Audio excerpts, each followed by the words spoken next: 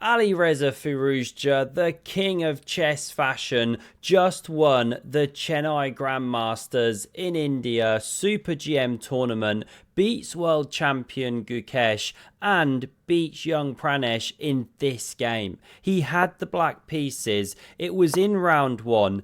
It was a Sicilian defense, and it was just a joy to watch. Really excited to bring you this one. We see the four horses out. Now the normal d4 move. Not sure what the knight e2 thing's all about, but whatever. And Alireza plays a Sveshnikov.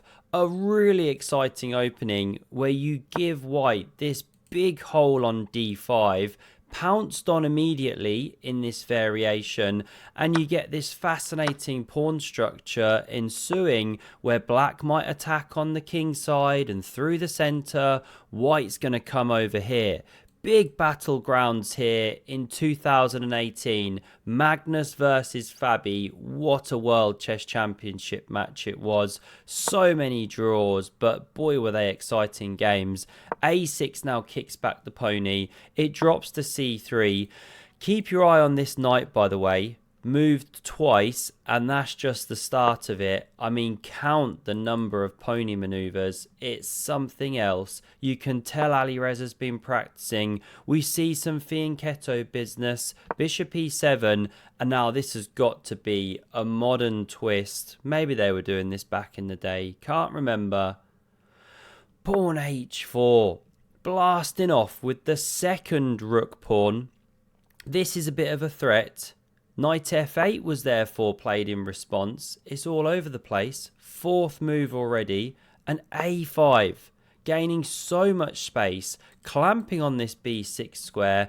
Watch how Alireza, undeterred, just maneuvers around it though. Such a rich position. Always loved these kind of games. Queen d2.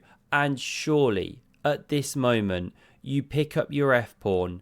You push it down the board, you roar, you bang your chest, you psych out your opponent, and you see if he's going to crack. Maybe even resign there and then. But no, Alireza resists that temptation somehow and plays pawn b5. And he just refuses to push the f-pawn. He plays in a different manner. Obviously, white takes en croissant and bellows it in a French accent. Not the best, apparently, but not bad.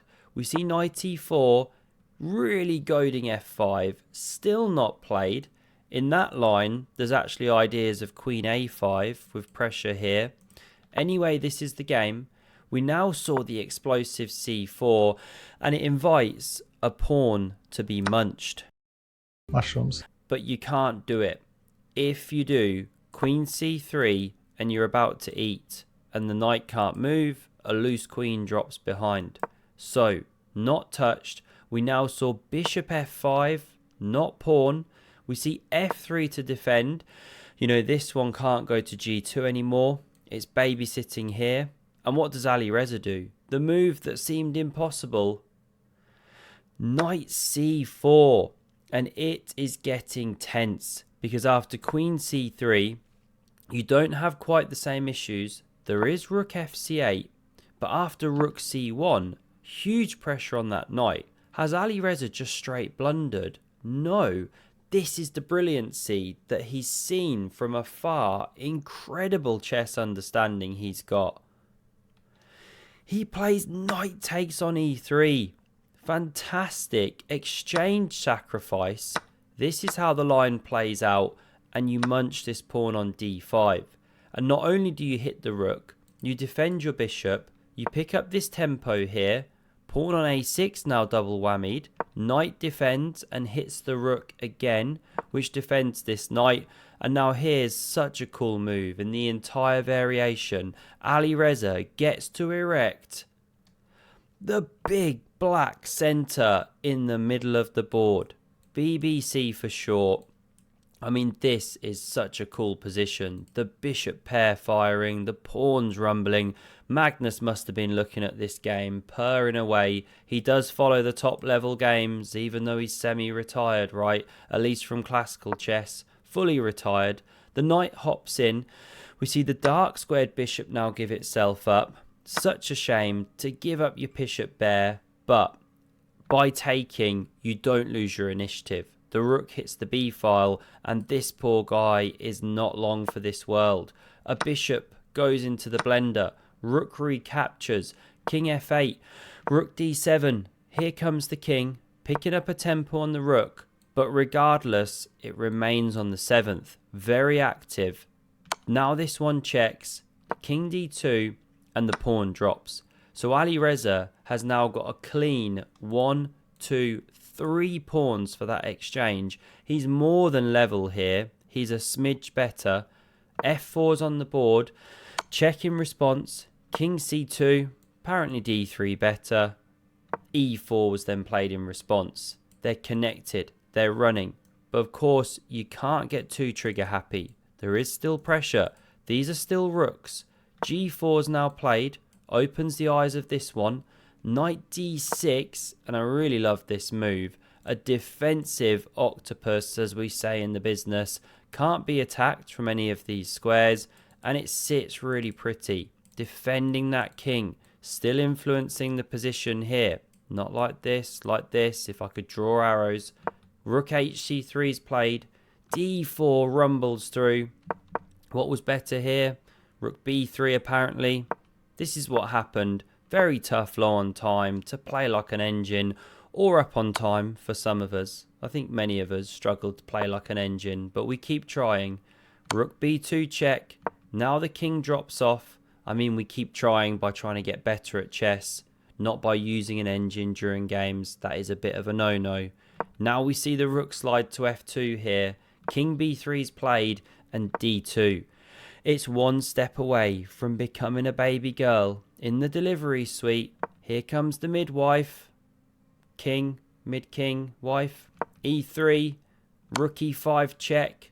King d8 hits that rook. Rook e7, and this is what Ali Reza's worked out.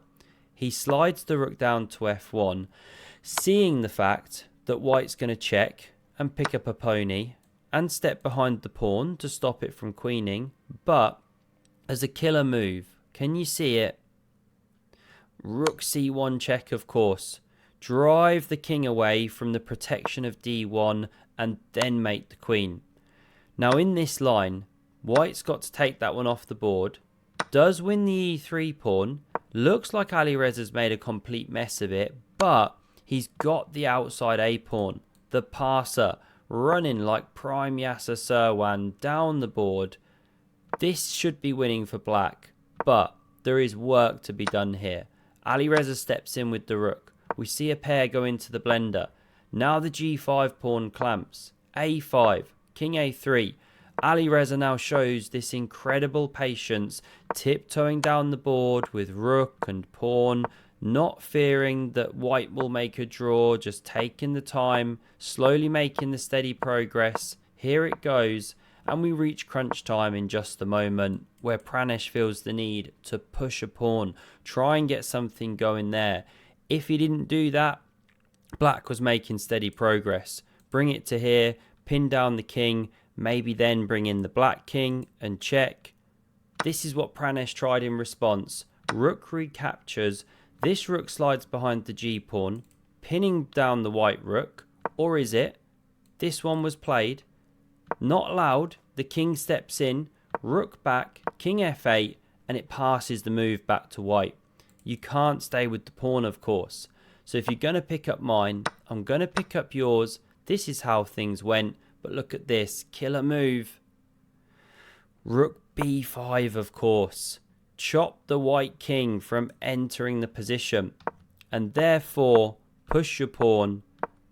Unaided, unavailed, can't think of the word. And eventually, it gets all the way down to f2. White king scurries over, but just not in time. Here we saw resigns, because this one's simply going through. You know what to play. There goes the queen. Takes, takes. And then the question becomes, can you do your rook and king checkmate? Hope you enjoyed. Ali Reza won the entire event. Only won 2 games. There wasn't a lot of bloodshed. It was good enough. Thanks a lot for watching. Do have a look at the video on screen in case you missed the crazy epicchess drama. What a game this was, and I hope to see you again soon. Cheers.